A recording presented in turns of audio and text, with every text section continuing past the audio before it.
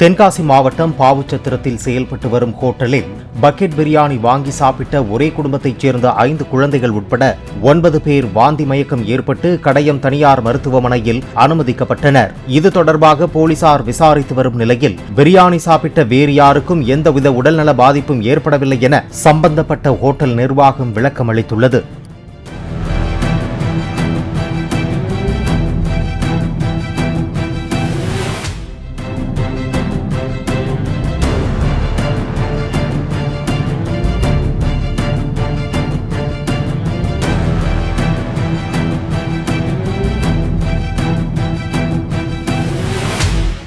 Play store மற்றும் app ஸ்டோரில் இருந்து பாலிமர் செயலியை QR கோடு மூலம் பதிவிறக்கம் செய்யுங்கள்.